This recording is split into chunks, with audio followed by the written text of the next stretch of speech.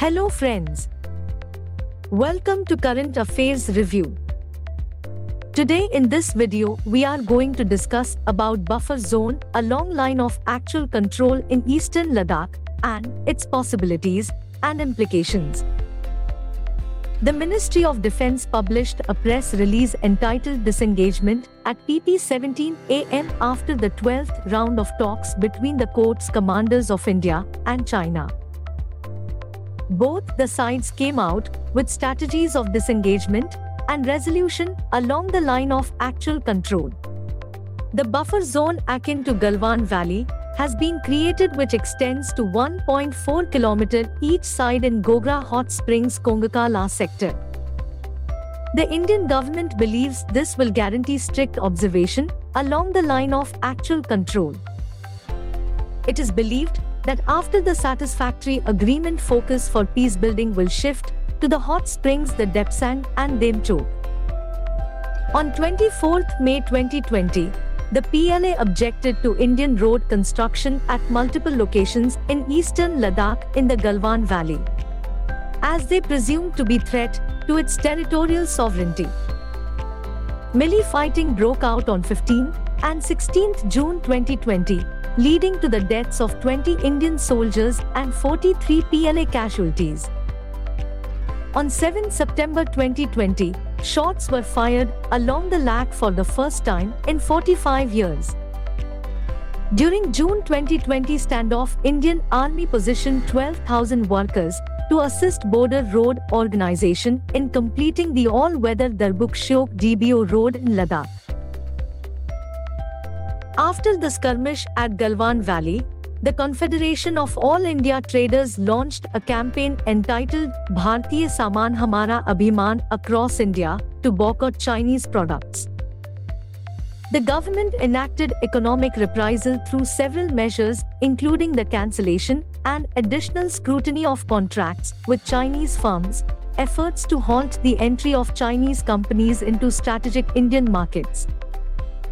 The Indian Army has increased its deployment against China following the Galwan incident in the northern, central, and eastern sectors, adding the ITBP. Observers like Taylor Fravel cited, the Chinese standoffs were presumably a preemptive reaction to the Darbuk-Shyok DBO road in Ladakh. Few believed the abrogation of Article 370 and revocation of special status of Jammu and Kashmir can be the issue. According to Mitch McConnell and Asheli Tellis, China's method of occupying territory through salami slicing or aggressive encroachment upon small sections of territory has frustrated Indian authorities. Other analysts like Tanvi Madan and Pahuchok Stobden believe that increased Chinese incursions are a consequence of growing India-United States of America relations. According to Ashok Kanta, former Indian ambassador to China, these skirmishes are a component of the larger Chinese assertiveness in the South China Sea and the Sino-Indian border. When two opposing forces facing off eyeball to eyeball, at close proximity, they may opt to create a zone to build conditions of peace and stability.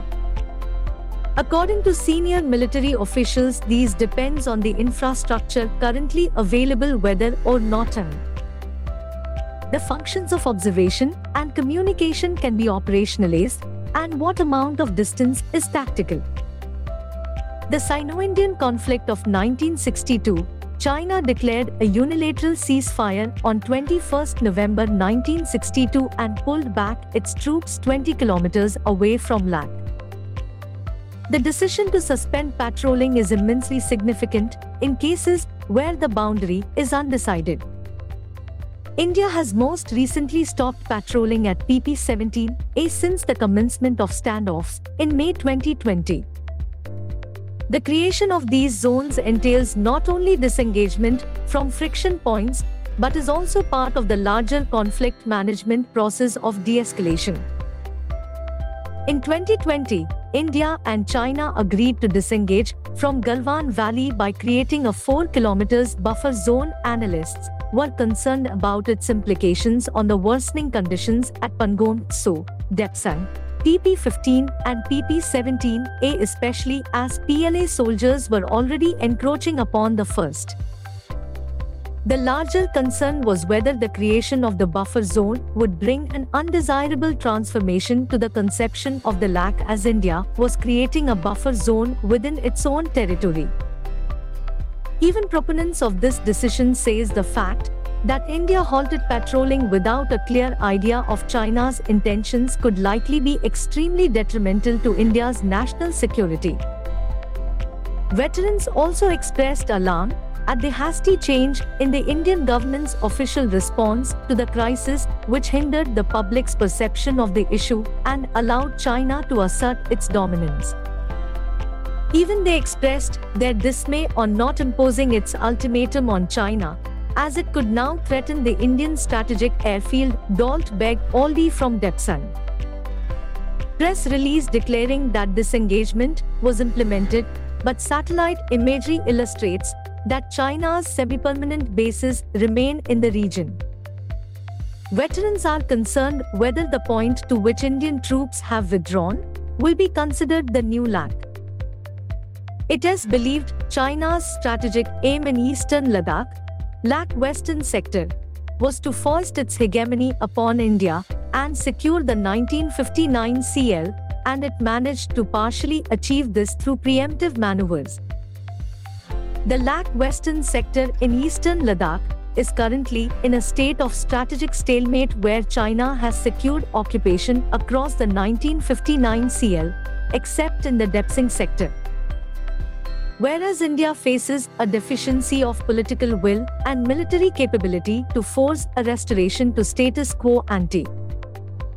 India has been able to deny China a strategic victory through massive deployments seizing Kailash Range, thus becoming the only regional counterweight to China. However, China cannot disengage from the LAC because it is aware that India will promptly occupy that vacuum. India has now been compelled to force operational and capacity-oriented reforms in its armed forces to reduce the military differential with China, and veterans hope that this will allow it eventually counter China as an equal. Download materials for this issue from our website. Please like, subscribe and hit the bell icon. Thank you.